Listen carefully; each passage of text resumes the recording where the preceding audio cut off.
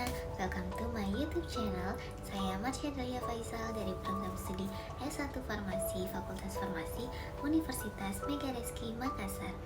Nah, pada video kali ini saya akan menjelaskan terkait topik yang penting dan menarik yang terdapat dalam mata kuliah Biologi Sel dan Molekuler, yaitu pengaturan ekspresi gen.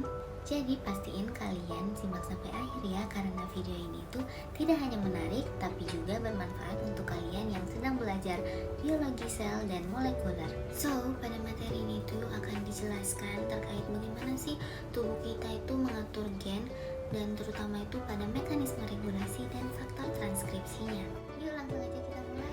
Nah, untuk pendahuluannya, gen menyandi informasi genetik untuk sintesis protein. Yang kedua, tidak semua gen diekspresikan setiap saat. Yang ketiga, ekspresi gen diatur untuk efisiensi dan fungsi sel. Yang dimaksud itu, gen itu kayak resep di dalam tubuh kita buat bikin protein. Tapi ya nggak semua gen itu aktif terus, cuma aktif saat dibutuhin. Makanya tubuh kita punya sistem buat ngatur gen-gen ini biar kerja sesuai kondisi. Selanjutnya pada tingkatan regulasi ekspresi gen, terdiri dari beberapa tahap. Tahap yang pertama yaitu transkripsi, di mana gen itu mulai dibaca jadi mRNA atau messenger RNA. Kemudian pada tahap pasca transkripsi, mRNA-nya itu mulai diolah. Nah, pada tahap translasi, mRNA itu dibaca jadi protein. Kemudian pada pasca translasi, protein tersebut diubah atau diaktifkan. Terus juga ada tahap setelah protein jadi, yaitu disebut dengan tahap epigenetik. Nah, regulasi pada tingkat transkripsi yang pertama itu titik utama kontrol ekspresi gen. Yang dimaksud itu transkripsi itu awal mula gen nyala atau aktif, dan yang kedua ini dipengaruhi oleh interaksi DNA, faktor transkripsi dan RNA polimerase. Nah, pada tahap ini tuh misalnya prosesnya itu bisa dikontrol banget, tergantung siapa yang menempel di DNA kayak RNA polimerase dan faktor transkripsi. Elemen regulasi DNA. Nah, ini tuh bagian pentingnya. Ada yang namanya promotor, inisiasi transkripsi oleh RNA polimerase. Nah, maksudnya itu promotor ini tuh tempat mesin transkripsi nempel. Kemudian ada enhancer, itu membantu gen aktif atau memperkuat transkripsi. Kemudian ada silencer, menurunkan transkripsi, atau yang dimaksud dengan dia tuh bikin gen diam. Nah, untuk lebih jelasnya nih gambarnya ya. Di sini tuh kita bisa lihat urutan DNA kayak jalur kereta. Nih, itu terus ada beberapa bagian pentingnya. Yang pertama itu promotor. Promotor ini tuh kayak tempat awal mulanya penyalinan gen, kayak pintu masuk gitu. Kemudian mRNA polimerase ini tuh dia itu mesin penyalin yang nempel di promotor. Di promotor ini dia tuh buat mulai transkripsi atau bikin salinan messenger RNA-nya. Kemudian enhancer ini itu kayak pendorong biar proses transkripsi itu jalannya makin cepat. Biasanya itu dia ditarik sama faktor transkripsi yang ungu ini. Iya, itu. Kemudian silencer sendiri itu sebaliknya, dia tuh kayak rem atau penghambat untuk bikin gen itu diam dulu, gak usah aktif seperti itu. Nah, faktor transkripsi ada 3 ya yang di atas ini. Kemudian faktor transkripsi ini tuh kayak pengatur gen. Mereka nempel di DNA dan bisa nyuruh gen buat nyala atau diam. Mereka juga bisa dipengaruhi dari luar, kayak hormon atau sinyal stres. Struktur faktor transkripsi. Yang pertama itu ada domain pengikat DNA. Bagian ini tuh yang nempel di DNA. Kemudian ada yang bagian aktifin dan ngerem gen. Itu disebut dengan domain aktivasi atau represi. Untuk lebih jelasnya itu, ini tuh gambar faktor transkripsi. Yang pertama yang bagian atas itu yang nanti nempel di DNA, bisa dibilang kayak pintu masuk buat dia kerja. Kemudian bagian bawah itu disebut dengan domain aktivasi atau represi. Ini tuh yang tentuin gen itu bakal dinyalain atau dimatiin.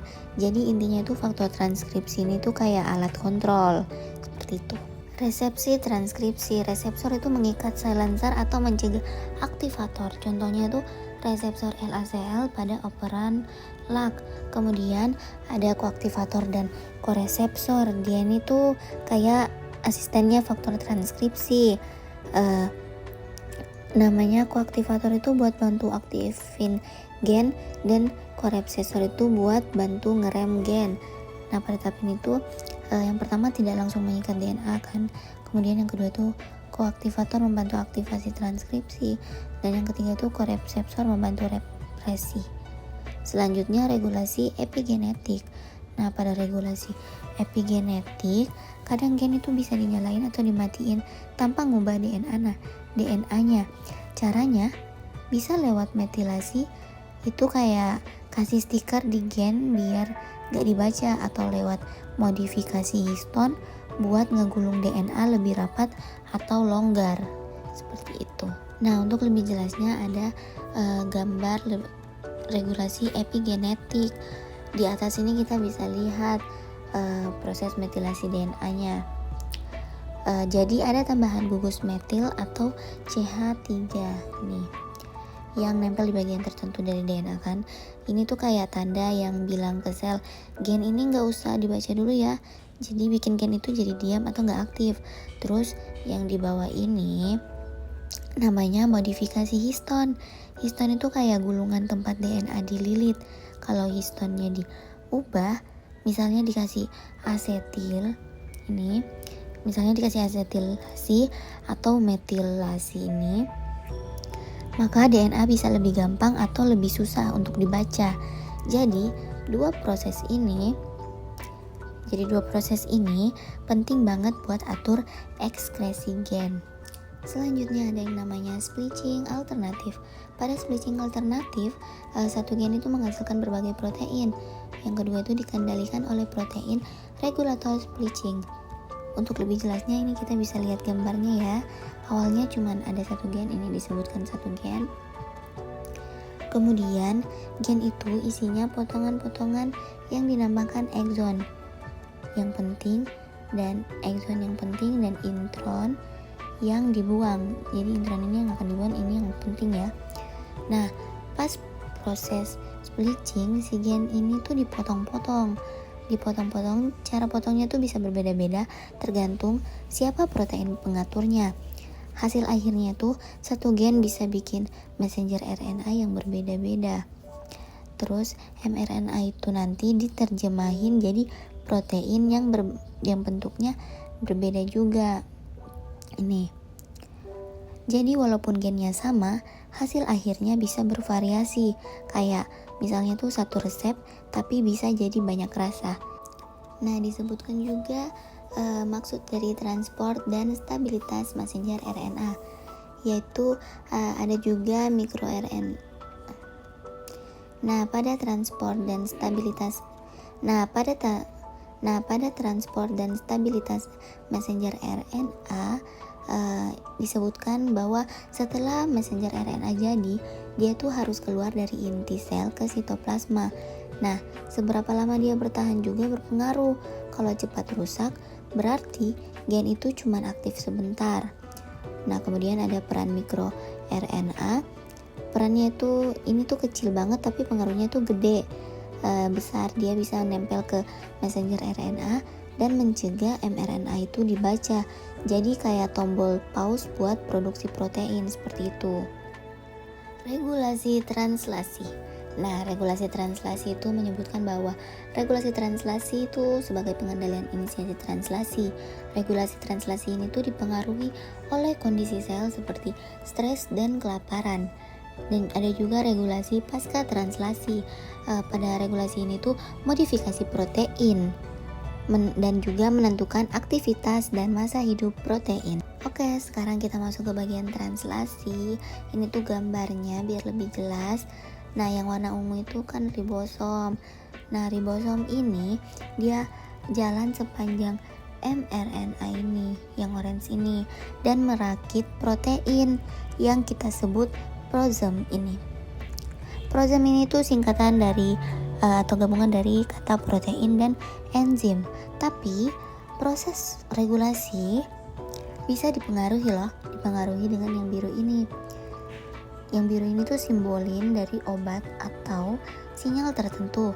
Kalau dia masuk, dia bisa ngerem atau ganggu proses translasi. Dia bisa ganggu atau mengerem. Misalnya saat tubuh stres atau kekurangan nutrisi, translasi bisa dihentikan sementara biar hemat energi. Selanjutnya ada peran faktor transkripsi dalam diferensiasi. Yang pertama itu menentukan identitas sel, dan yang kedua itu ekspresi gen spesifik dikontrol oleh kombinasi faktor transkripsi. Faktor transkripsi dan penyakit. Nah, kalau faktor transkripsi ini rusak atau kerjanya nggak normal, bisa muncul penyakit. Nah, penyakitnya itu ada kanker, penyakit genetik. Kemudian contohnya itu protein P53 ini. Protein P53 itu kalau rusak bisa jadi kanker. Ini. Kemudian ada juga yang namanya MYC dan NF-kappa B yang terkait kanker atau peradangan. Sama sih, semua penyakitnya akan menjadi kanker. Nah, yang terakhir yaitu kesimpulan. Jadi kesimpulannya itu ekspresi gen itu diatur ketat dari awal sampai akhir. Faktor transkripsi itu pusat dari semuanya, dan pemahaman ini tuh penting banget buat riset dan pengembangan obat. Seperti itu. Nah, itu tadi penjelasan dari saya. Mungkin masih banyak kurangnya, tapi terima kasih banget udah simak video ini sampai akhir. Jangan lupa di like jika video ini bermanfaat bagi kalian, dan juga jangan lupa di share kepada teman-teman kalian yang sedang belajar topik yang sama. Sampai jumpa di video selanjutnya, dan tetap semangat belajarnya. Bye bye.